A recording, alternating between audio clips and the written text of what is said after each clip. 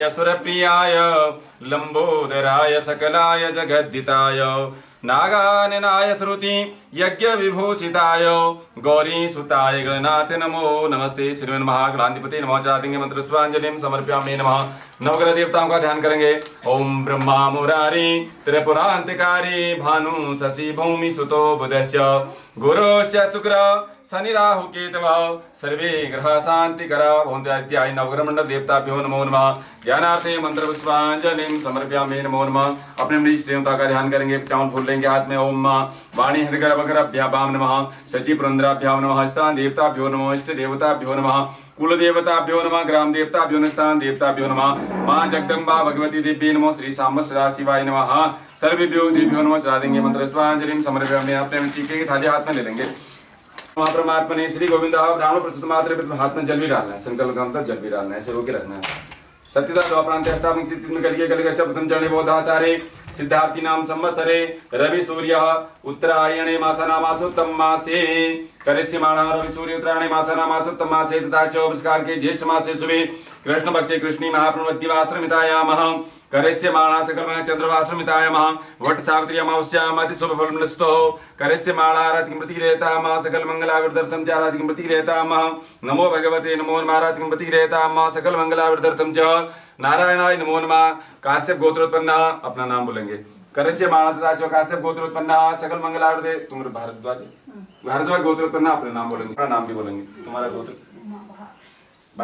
भारद्वाज गोत्रोत्पन्ना करिष्य अपना नाम बोलेंगे। आपका भारद्वाज है कश्यप गोत्र है। कश्यप गोत्रोत्पन्ना करिष्य तथा आपका गोत्र भारद्वाज गोत्रोत्पन्ना करिष्य आपका आंग्रस गोत्रस्य करिष्यमाणः सकल मंगलावृद्धर्थं च सपरिवार अहम को सर्वे जननाम सपरिवार से सब पूरे परिवार का ध्यान करेंगे। सुख शांति की कामना के लिए करिष्यमाणः तथा च सकल मंगलावृद्धि श्रुतिं फलवर्ते तथा मम कहो तथा भ्रतु आरोग्यादि अभिवृद्धि आत्मज्ञानस्य जन्म जन्मनि अवैध्य सिद्धि के आरति मति पुत्र पुत्रादिवृद्धम अनुष्ठित सावित्री व्रतांगत्वेन करिष्यमाणः तथा च पटपत्रे पटलिखितायां प्रतिमायां वा सपरिवारस्य सावित्री देव्याः षोडोपचारे तथा च प्रतिष्ठा पूजन कर्मणि तदंगतेन गणपति पूजनम अहम प्रतिष्ठावाहनम च करिष्ये। हरि ओम तस्ता नमः। गणेश में छोड़ देंगे यहाँ पर। ओम तस्ता नमः रहताम अहम करिष्ये करे छोड़ देंगे। आरातिमृति रहताम नमो भगवते वासुदेवाय नमो नमः। आरातिमृति रहताम। अब दूर है थोड़ा सा गणेश जी भगवान को दूर बचलाओगे एक करके ना। ओम गणाधिप नमस्ते गणाधिपाय नमः। उमा सिरा अपना तरफ करना। गणाधिप नमस्ते नमः। विनायक नमस्ते विनायकाय नमः। ईश्वर नमः ईश्वराय नमः। सत्यविदायक नमः सत्यविदायकाय नमः। ईवर्क नमः ईवर्क मोस्वाह नमस्ते मोस्वाहनाय नमः। ओम कुमार कुब्यतुभ्यं नमस्ते ओम कुमार कुब्यतुभ्यं नमः। ओम चतुर्थीसाय नमस्ते ओम चतुर्थीसाय नमः। ओम कांडात् परंत परस्परेवानो दूर्वे सहस्रेण सतेन च। ऐसे ये धूपबत्ती करता। धूपम दशांगोकुलम सुगंधिम सोमनोहर उमास्तम नमस्ते धूप में अमृति रहता। आराम से नैवेद्यम समर्पयामि नमो नमः। नैवेद्यम समर्पयामि नमः। श्रीमन महागणाधिपते नमः। नैवेद्यम हाथ भोग लगा दी थोड़ा जरा से। नैवेद्यम समर्पयामि नमः। नाभ्यामाशितंतरिक्षकं शीष्णोद्योः समवर्तत्पद्भावं तथा लोकमकल्पयामि नैवेद्यम एकस्य आत्मन जलम समर्पयामि नमो नमः। बत्ती पकड़ के आरती करेंगे सब लोग उठ के। ज्योति सूर्य सूर्यवर्ते स्वाहा सामावर्त अग्निवर्ते स्वाहा ज्योति सूर्य सूर्यवर्ते स्वाहा ज्योतिरग्नि अग्निवर्ते स्वाहा ज्योति सूर्य सूर्यवर्ते स्वाहा सामावर्त अग्निवर्ते स्वाहा।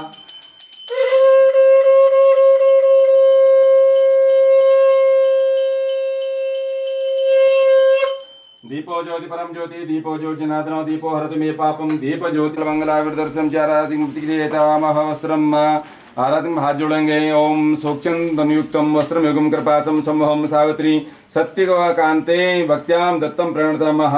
थोड़ा सा जल डाल देंगे कपड़ों के ऊपर एक ही बूंद। समर्पयामि नमो नारतिमृति रहताम सर्वेभ्यो देभ्यो नमो नारतिमृति रहतामः। थोड़ा सा तिलक कर देंगे वहां प्रतिमा में। ओम नारातिमृति ओम कुमकुम गरुम कर्पूर कस्तूरी रोचनामयुक्तम चंदनम ते अनघ चंदनम मया दत्तम सावित्री व्रती रहतामः। अक्षत फूल भी चढ़ा देंगे। अक्षतान समर्पयामि नमः। भूषणाते द्रव्यम जो भेंट है वो भेंट रख देंगे। भूषणाते द्रव्यम समर्पयामि नमः। भूषणानि दिव्यानि मुक्ताहारमुक्तानि च तदर्थं पुरस्कृतां गणार्घं शुभलोचने सौभाग्य बिटारे हम आरातिमृति रहतामः। हरिद्रा कोई लाए तो हरिद्रा भी चला सकते हैं। और आरतिमृति रहताम समर्पयामि सौभाग्य आरतिमृति रहताम सकल मंगलावृद्धर्थं च आरातिम प्रति हम ढोरक घोरक जो लाए हैं ढोरक भी जरा दो उसमें चोरे से जिसे मुड़ पूजना उसी के माँ मैया खन पूजन करें। हाँ ओम सावित्री नमः पादो पूजा में चरणों में चढ़ाना है। ओम प्रसवित्री नमः जानुनी पूज्यामि। ओम कमलपाते नमः कटी पूज्यामि। ओम बहुधाते नमोदरम पूज्यामि। ओम गायत्री नमः कंठम पूज्यामि। ओम ब्रह्मण नमः प्रियाय सर्वांगम पूज्यामि। अथ ब्रह्मांगं पूज्यामः। फिर चावल के दाना चढ़ाना, नमः कहना जब चढ़ाओगे। ओम धात्री नमः पादो पूज्यामि। ओम ज्येष्ठाय नमोदरम पूज्यामि। ओम परमेष्ठी नमः मेढो पूज्यामि। ओम अनिरूपाय नमः कटि पूज्यामि। ओम वेद वेदसे नमोदरम पूज्यामि। ओम पद्मनाभाय नमः नाभि पूज्यामि। ओम विधाय नमः कंठम पूज्यामि। हिरण्यगर्भाय नमः मुखम पूज्यामि। ब्राह्मणे नमः स्त्रीं पूज्यामि। विष्णवे नमः सर्वांगम पूज्यामि। हाँ सब चढ़ा दो। सर्वांगम पूज्यामि बोलो सावित्री मैया की, बोलो ब्राह्मण देवता की जय। धूप बत्ती कर देंगे, जिसकी धूप जली ऐसे धूप दिखा दो। धूपम दशांग गोकुलम सुगंधीन सुगंध धूप में प्रतिगृहताम अनारतिम प्रतिगृहताम अन्न चतुर्विधम। जो नैवेद्य बना के लाए हैं प्रसाद भी चढ़ा दो। नैवेद्यम समर्पयामि नमः सुपारी और पान का पत्ता नाभ्यामासिदन्तरिक्षगुं शीष्णोद्योः समवर्तत पदिभां भूमिधिरिसोत्रोत्रा तथा लोकान् न कल्पयन्नः। एक फल चला दो मैया के नाम से। इदं फलं मया देव स्थापितस्तव तेनवाप्नोति फलं मे प्रतिगृह्यतामः। धूप दीप नैवेद्यम समर्पयामि नमः। सबका चढ़ गया की जय। पार्वती जी ने कहा कथा आती है वट सावित्री की, तो इसमें कह रहे हैं कि पार्वती जी कह रहे हैं हे देवादिदेव जगतपति शंकर भगवान, प्रभा क्षेत्र में स्थित ब्रह्मा जी प्रिया जो सावित्री देवी हैं उनका चरित्र आप मुझे बताइए कह रहे हैं। उनके व्रत का महात्म्य और उनका इतिहास भी बताइए। जो स्त्रियों के पातिव्रत्य को देने वाला सौभाग्यदायक और महान उदय करने वाला जो व्रत है वह सब मुझे बताइए। तब शंकर भगवान ने कहा हे महादेवी, हे पार्वती, सवास क्षेत्र में स्थित सावित्री देवी के असाधारण चरित्र को मैं तुमसे कहता हूँ। हे महेश्वरी, सावित्री स्थल नामक पवित्र स्थान में राजकन्या सावित्री ने जिस प्रकार से उत्तम वट सावित्री का व्रत का पालन किया वह मैं सुनाता हूँ। आप सुनिए। कह रहे हैं मद्र जो है मद्रास में पड़ता है। कह रहे हैं मद्रास देश में एक धर्मात्मा सभी प्राणियों के हित में तत्पर रहने वाले राज्य में और तथा उस राज्य में रहने वाली प्रजा का प्रिय अश्वपति नामक राजा हुआ करता था, जो क्षमाशील और सत्यवादी था और इंद्रियों को वश में रखने वाला था, जितेंद्रिय था। मतलब वह उस राजा को कोई संतान इत्यादि नहीं थी, बल एक समय वह राजा प्रभा क्षेत्र की यात्रा के निमित्त वहां पर आ गए और विधि पूर्वक यात्रा करते हुए वह सावित्री के स्थल में पहुंचे। वहां पर उस राजा ने अपनी रानी के साथ इस व्रत को किया जो वट सावित्री व्रत के नाम से, वो सावित्री व्रत के नाम से प्रसिद्ध हुआ। वट उस के जो सानिध्य में रहकर उन्होंने उपवास किया, व्रत किया। यह व्रत सभी प्रकार की कामनाओं को पूर्ण करने वाला है। कह रहे हैं इससे भूर्वस्व, भूरलोक यानी कि भोरलोक, स्वरलोक मंत्र में साक्षात प्रति मूर्ति बनकर कह रहे हैं स्थित ब्रह्मा जी की प्रिया सावित्री देवी उस राजा से प्रसन्न हो गई और कमंडल को धारण करने वाली यह सावित्री देवी राजा को दर्शन देकर कह रहे हैं उसकी सब मनोकामना को पूर्ण करके पुनः वहीं पर अदृश्य हो गई। यानी आकाशवाणी के रूप में वह आकाश मार्ग से आई और उस राजा की जो यह जैसे हम लोगों ने आप लोगों ने पूजा पाठ करी, इस पूजा से वह प्रसन्न हुई और वह आकाश मार्ग से आकर उस आप लोगों की तरह वैसे वहां पर दर्शन देकर वह वहीं पर अंतर ध्यान होगी। कह रहे हैं बहुत दिनों के बाद उस राजा के यहाँ एक देवी के समान स्वरूप वाली बालिका का जन्म हुआ। कह रहे हैं सावित्री देवी की पूजा करने के बाद उनकी प्रसन्नता से प्राप्त होने पर राजा ने ब्राह्मणों की आज्ञा पर उसकी उस कन्या का नाम भी सावित्री रख दिया।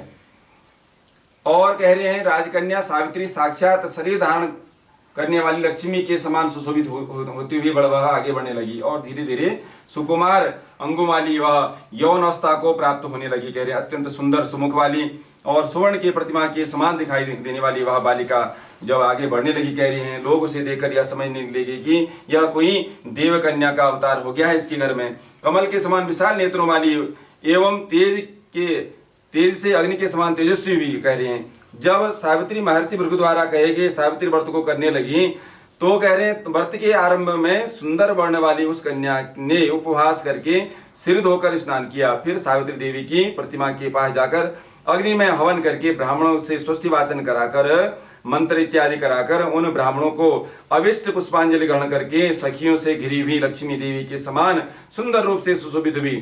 कह रहे हैं वरारोहा वह राजकन्या के पिता के समान समीप गई। कह रहे हैं उनके चरणों में प्रणाम करके प्रथम पुष्पांजलि को निवेदित किया। हाथ जोड़कर राजा के पार्श्व में स्थित हुई। युवावस्था को प्राप्त देखकर राजा ने उसके विषय में मंत्रियों को सलाह दी और कन्या से कहने लगा, हे पुत्री, तुम्हें योग्य वर देने का समय आ गया है। मुझसे कोई तुम्हारे तेज से आकर्षित होकर तुम्हें मांगने के लिए भी नहीं आता है और मैं भी विचार करने पर तुम्हारे अनुरूप वर को नहीं कर पा रहा हूँ। अतः हे पुत्री, देवताओं के निकट में निंदनीय न हो ऐसा कार्य तुम मत करो। मैंने धर्मशास्त्रों में पढ़ा और सुना है कि यदि पिता के घर में रहती हुई विवाह के पहले जो कन्या रजोधर्म से युक्त हो जाती है वह कह रहे हैं अशुद्ध मानी जाती है और शूद्र के समान मानी जाती है तथा उसके पिता को ब्रह्महत्या का श्राप लगता है। कह रहे हैं इसलिए पुत्री, मैं तुमको भेज रहा हूं कि तुम स्वयं अपने योग्य वर ढूंढ लो। वृद्ध मंत्रियों के साथ शीघ्र जाओ और मेरी बात को मानो। इसके बाद आप जैसा कहते हैं वैसा ही होगा। ऐसा कहकर सावित्री उनकी पुत्री जो है घर से निकलकर राजश्रियों की रम्य तपोवन की ओर चल पड़ी और वहां पहुंचकर माननीय वृद्धजनों को प्रणाम कर सभी तीर्थों और आश्रमों में जाकर पुनः मंत्रियों के साथ सावित्री अपने ग्रह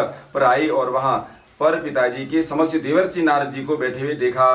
कह रहे हैं आसन पर बैठे हुए नारद जी को प्रणाम कर मुस्कुराती हुई बोली कि जिस कार्य के लिए आपने मुझे वन में गई थी भेजा था, आपने वन में भेजा था और सारी कथा उन्होंने वहां पर कहने लगी कि सावित्री बोली, हे देवर्षि नारद जी, शाल्य देश में धर्मात्मा धुत्मसेन नाम के विख्यात एक क्षत्रिय राजा हुए हैं जो देववश अंधे हो गए हैं। ऐसे समय में अवसर पाकर उनके पुराने शत्रु रुक्मी नामक एक सामंत राजा के ने उनके राजपाट छीन लिया गया है। अतः वह आर्य धुत्मसेन छोटे बच्चों के साथ जो है अपनी स्त्री के साथ जंगल की ओर चल दिए गए हैं। उनका वह पुत्र वन में ही बहुत बड़ा हुआ है, धार्मिक और सत्यवादी है। अतः अपने अनुरूप पति समझकर मैंने उसे मन में उसको वर के रूप में उसको धारण कर लिया है, वर के रूप में उसका मैंने वर्ण कर लिया है। यह सुनकर नारद जी ने कहा, हे राजन, सावित्री ने यह बहुत ही कष्टप्रद कार्य कर लिया है। बाल बुद्धि होने से इसने केवल गुणवान समझकर सत्यवान को वर्ण कर लिया गया है। उसका पिता सत्य बोलता है, माता सत्य बोलती है और वह स्वयं भी सत्यवादी है। इससे उनका नाम जो है मुनियों ने सत्यवान रख दिया है। उसको अश्व प्रिय है, यानी कि घोड़े बहुत प्रिय हैं और वह मिट्टी के घोड़े बनाया करता है तथा चित्र में भी घोड़ों को बनाता रहता है। इससे उसे चित्राश्व भी कहते हैं। सत्यवान दान और गुणों में रंतिदेव के शिष्य के समान है। कह रहे हैं ब्राह्मणों की रक्षा करने वाला और सत्यवादी और औसिनर शिव के समान है। कह रहे हैं ययाति के समान उदार, चंद्रमा के समान देखने में प्रिय लगने वाला और कह रहे हैं रूप में दूसरे अश्विनी कुमार के समान धुत्मसेन के समान बलवान है, किंतु उसमें केवल एक ही दोष है, वह अल्पायु है। सत्यवान आज से ठीक 1 वर्ष पर क्षीणायु हो जाएगा और वह अपना शरीर त्याग देगा। इस प्रकार नारद जी की बात सुनकर राजकन्या सावित्री ने राजा से कहा, राजा, लोग किसी से एक बार कोई बात कहते हैं, ब्रह्मावेत्ता ब्राह्मण यानी कि एक ही बार कहते हैं और एक ही बार कन्या दी जाती है। ये तीनों कर्म एक ही बार किए जाते हैं, बारंबार नहीं किए जाते हैं। इनकी वचन होता है कोई भी, दीर्घायु हो अथवा अल्पायु हो, गुणवान हो अथवा निर्गुण हो, वर्ग को एक बार वर्ण कर लिया गया है, अब दूसरे का वर्ण नहीं करूंगी, ऐसा वह सावित्री कह रही है। पहले मन में निश्चय करके बाद में ही उसे वाणी द्वारा प्रकट किया जाता है, पुनः उसके बाद कर्म द्वारा किया जाता है। इससे प्रत्येक कार्य में मन को प्रमाण माना जाता है, अर्थात मन के विरुद्ध कार्य नहीं किया जाता है। कह रहे हैं नारद जी ने कहा, हे राजन, यदि आपको कह रहे हैं इष्ट हो तो अपनी पुत्री सावित्री का कन्यादान निर्विघ्नता के साथ शीघ्र कर दीजिए। ऐसा कहकर नारद जी आकाश मार्ग से वह अंतर्ध्यान हो गए। उसके बाद राजा ने भी शुभ मुहूर्त में शुभ दिन निकालकर ब्राह्मण द्वारा और समीपवर्ती वेदों के पारगामी ब्राह्मणों के द्वारा पुत्री सावित्री का विवाह संबंधी सभी कार्य संपन्न कर दिए गए। तनवंगी सावित्री भी मनोभिलाषित सत्यवान पति को पाकर ऐसे प्रसन्न हुई जैसे कोई पूर्णिमान पुरुष स्वर्ग से को देखकर प्रसन्न होता है। इस प्रकार वह अपने पति को देखकर प्रसन्न हो गई कह रहे हैं। पुनः शिव जी पार्वती जी से कहते हैं कि हे पार्वती, इस प्रकार आश्रम में रहते हुए उन सावित्री और सत्यवान को कुछ समय व्यतीत हुआ। उस समय केवल एक सावित्री ही ऐसी थी कि जिसके चित्त में रात दिन जो नारद की कही हुई बात थी उसकी याद बनी रहती ही थी। बहुत दिन बीत जाने के बाद वह समय आ गया जो अल्पायका था कह रहे हैं, जिसमें सत्यवान को का देह त्यागना था। उस तिथि को सायंकाल में आज के चौथे दिन मेरे पति ने जो है शरीर त्यागना है, यह सोचकर 3 रात तक निराहार व्रत किया उसने, और यह व्रत रहने का उद्देश्य रखकर रात दिन आश्रम में स्थिर रूप में रहने लगी, एक ही जगह।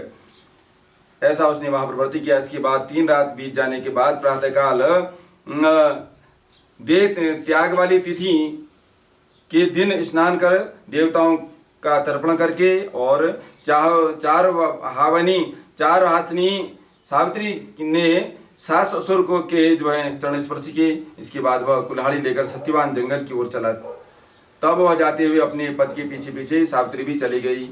वन में पहुंचकर सत्यवान जल्दी से फल पुष्प समिधा और पुष्प का तथा सूखी लकड़ियों को इकट्ठा कर ले जाने के योग्य भार बनाने लगा। लकड़ियां काटते काटते सिर में उसकी बहुत दर्द होने लगा, जिससे उस कार्य को छोड़कर वह बट वृक्ष की शाखा के सहारे बैठ गया और सावित्री से कहने लगा, हे सुंदरी, सिर में मुझे बहुत दर्द हो रहा है और मेरा सिर जो है बहुत दुखी हो रहा है, अतः मैं तुम्हारी गोद में क्षण भर विश्राम लेना चाहता हूँ। सावित्री ने दुखी होकर कहा, हे महाबाहो, पहले आप विश्राम करें, पीछे हम श्रम को दूर करने वाले आश्रम को चलेंगे।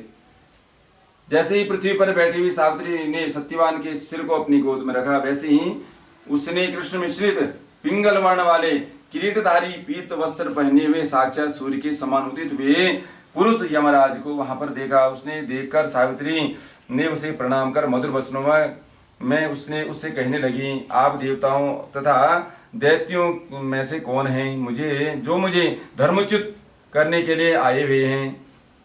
मुझे अपने धर्म से अच्युत करने के लिए कोई भी समर्थ नहीं है, क्योंकि हे पुरुष श्रेष्ठ, मुझे धधकती आग की लपट के समान ही समझिए। यमराज ने कहा, मैं सब प्राणियों के लिए भयंकर हूँ और कर्मानुसार उनका उचित दंड देने वाला यमराज हूँ। सो हे पतिव्रता सावित्री, समीप के में पड़े हुए तुम्हारे इस पति की आयु समाप्त हो चुकी है, इसे यमदूत पकड़कर नहीं ले जा सकेंगे, इसलिए मैं स्वयं आया हूँ।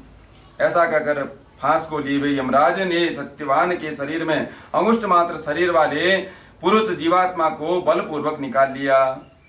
इसके बाद कह रहे हैं, उन्होंने पितृगण से सेवित यमपुरी के मार्ग से वह चलना शुरू किया, तो वरारोहा सावित्री भी उनके पीछे पीछे चल दी। यम ने पतिव्रता होने के नाते चलने में न थकती हुई सावित्री ने कहा, हे सावित्री, एक मुहूर्त हुआ तुम यहाँ तक मेरे साथ आ गई हैं, अब लौट जाओ। यह हे विशाल नेत्रों वाली, कोई भी जीव बिना आयु समाप्त हुए इस यमपुरी मार्ग में नहीं आ सकता है, क्योंकि अभी आपकी बहुत आयु है।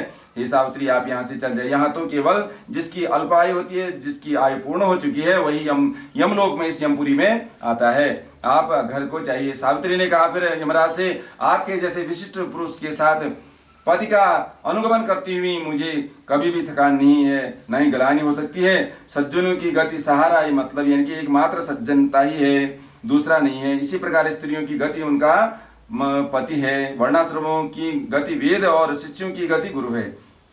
इस पृथ्वी तल में सब प्राणियों के स्थान हैं, किंतु स्त्रियों के लिए एकमात्र पति को छोड़कर दूसरा कोई स्थान नहीं है। इस प्रकार के से धर्म तथा अर्थ से भरे हुए सुंदर मधुर और वाक्यों से सूर्य पुत्र यमराज प्रसन्न हो गए और उन्होंने सावित्री से यह बात कही। यमराज ने कहा, हे भामिनी, मैं तुमसे प्रसन्न हूँ। तुम्हारा जो ये पतिव्रता धर्म है, तुम्हारा कल्याण हो, तुम मुझसे वर मांगो। सावित्री बोली कि मेरे सास ससुर वन में रहते हैं और अंधे हैं, मैं आपसे यही मांगती हूँ कि उन्हें दिखाई देने लगे और उन्हें उनका राज्य मिल जाए। यमराज ने ऐसा ही कहा, ऐसा ही हो कहकर उन्हें पुनः लौटा दिया और उन्हें लौटाने की सलाह, जाने की सलाह भी दे दी। यमराज की बात सुनकर सावित्री ने कहा, भगवान, जहाँ मेरे पतिदेव जाते हैं वहाँ उनके पीछे पीछे चलने की मुझे जरा भी कष्ट या परिश्रम नहीं है।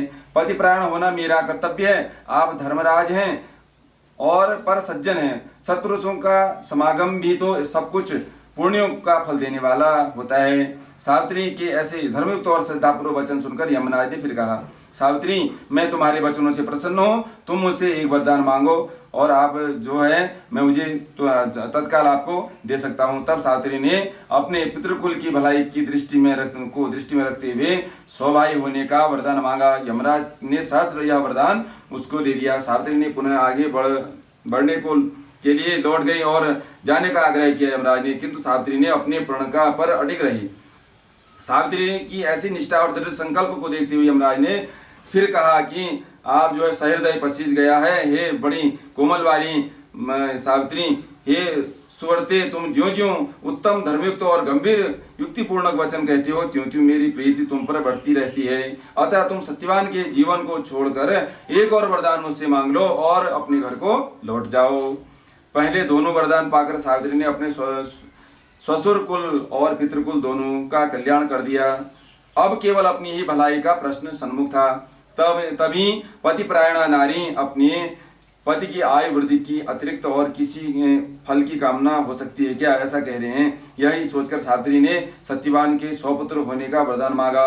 यमराज ने वरदान देकर कहा, ऐसा ही होगा, परंतु फिर भी सावित्री वापस नहीं लौटी। यमराज कुपित होकर बोले, तू सब कुछ पाकर भी वापस नहीं लौटती है क्या?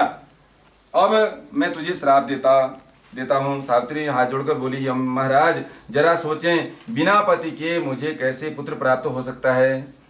सावित्री के ऐसे युक्त वचन सुनकर यमराज बहुत संतुष्ट हुए और उन्होंने उसे वरदान देते हुए सत्यवान को पास से मुक्त कर दिया और कहा कि सत्यवान से तुम्हें निश्चय ही 100 पुत्र होंगे।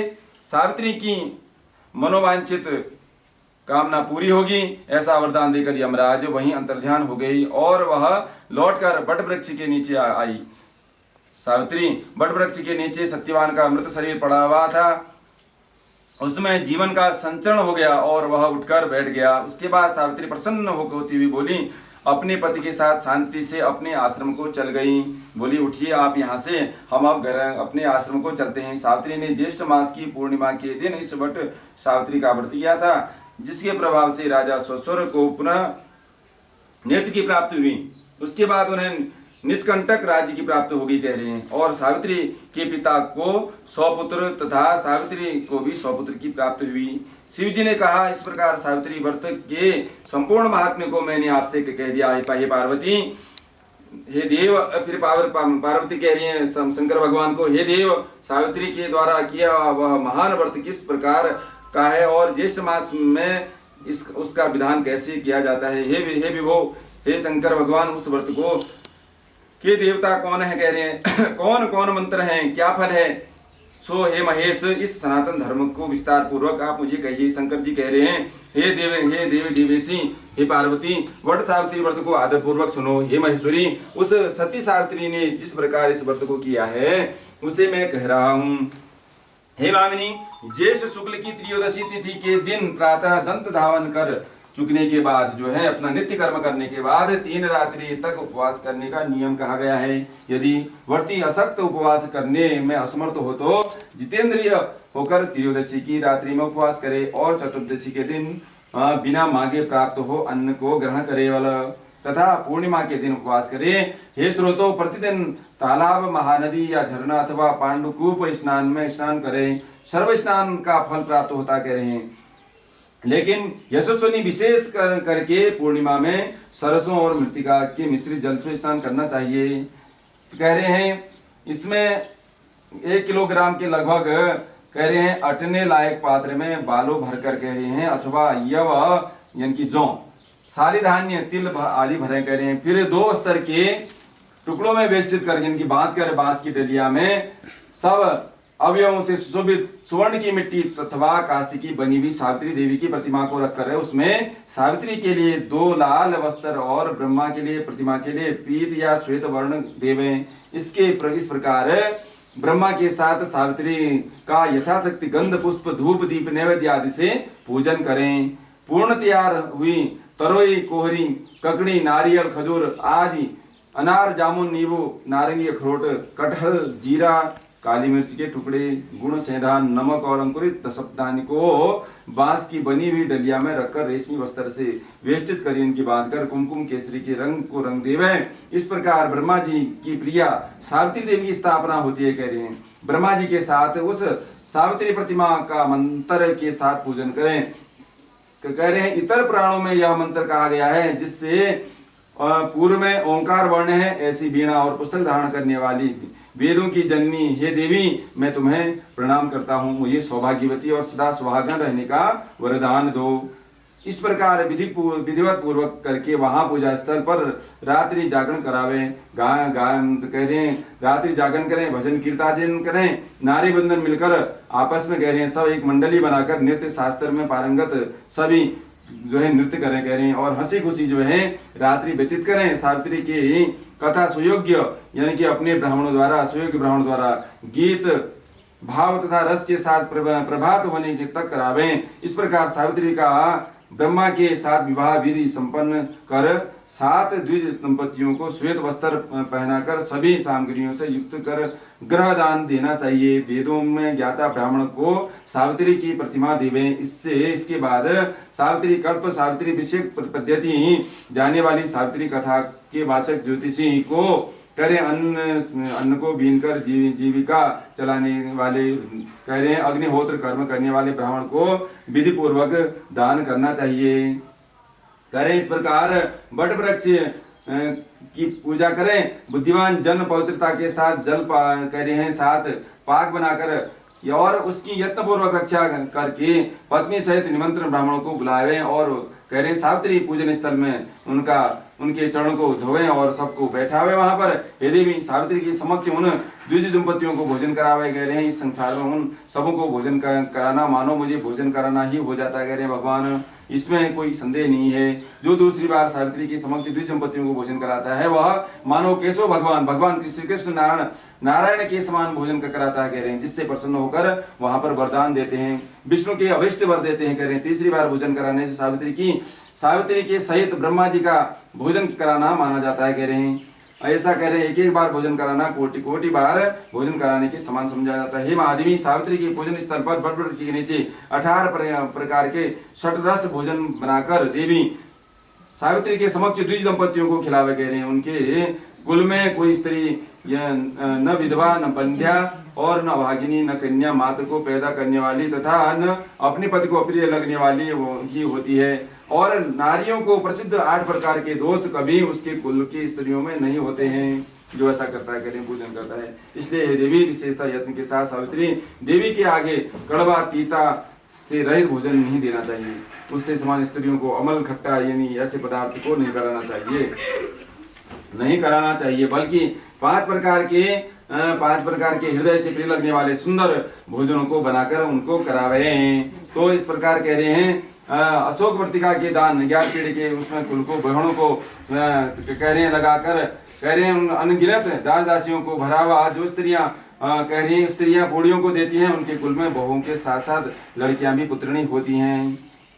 सिकिर समान करे दान करने वाले से युवती को उक्त फल प्राप्ति की होती है, इसमें कोई संदेह नहीं है। और मोदक लड्डुओं का भी दान करना चाहिए। संपूर्ण कुल सर्व सब प्रकार की सिद्धियों से भरा हुआ होता है, ऐसा पितामह ब्रह्मा जी का वचन है। कह रहे हैं हे देवी वर्ष की गौरी कन्याओं को भोजन कराने से विशिष्ट फल की प्राप्ति होती है। कह रहे हैं आप जो है जिस प्रकार से यथाशक्ति हो सके उन द्विज पत्नियों को भोजन करावे। इस प्रकार कह रहे हैं आकर कह रहे हैं सभी पितरों के नाम से भी वह आप भोजन करा सकते हैं। ऐसा करने से पितृगण जो है प्रसन्न होते हैं और आशीर्वाद देते हैं।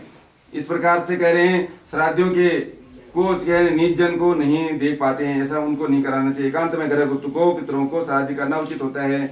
इस प्रकार कैसे कह रहे हैं भोजन कराना वह उसको उत्सर्ग जो कहलाती करें, इस प्रकार से दान धर्म करना चाहिए। हे देवी, जो पुरुष ज्येष्ठ मास की पूर्णिमा के दिन विधिपूर्वक सावित्री के पूजनीय स्थल में बड़ वृक्ष के नीचे 108 बार या जो है 54 अथवा 27 प्रदक्षिणा या 7 परिक्रमा यत्नपूर्वक करते हैं, उनके द्वारा किए हुए अगम्य स्त्री के साथ गमन रूपी पाप अथवा अन्य किसी प्रकार से सब प्रकार के पाप नष्ट हो जाते हैं। बड़ वृक्ष के नीचे कह रहे हैं, उनके द्वारा 12 वर्ष तक की संध्योपासना की भी मानी जाती है। इस प्रकार से 10 गुना फल की उपवास करने वाले, सब सुनने वाले को जो है अनंत फल प्राप्त होता है। बोलिए वट सावित्री मैया की जय। चला दें आरती करेंगे, उठ जाए ताकि शंकर भगवान के रोग मैया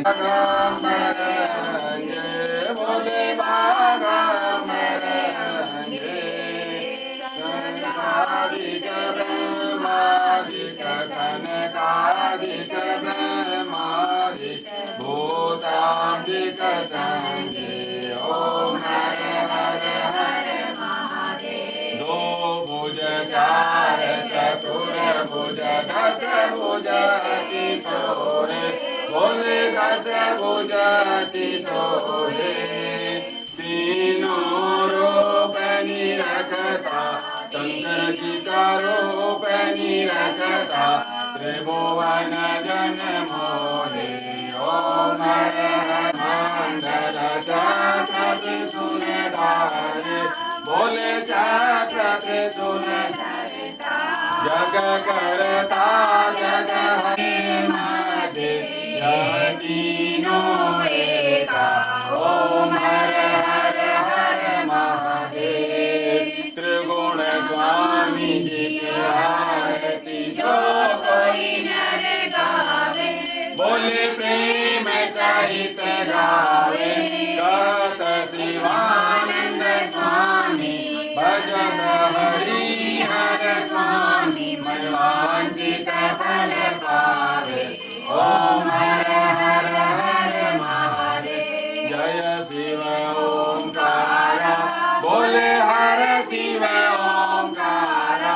शिव पार्वती को प्यारा, शिव ओढ़े मृगशाला। जटा में गंगा विराजे, मस्तक पर चंद्रमा साजे।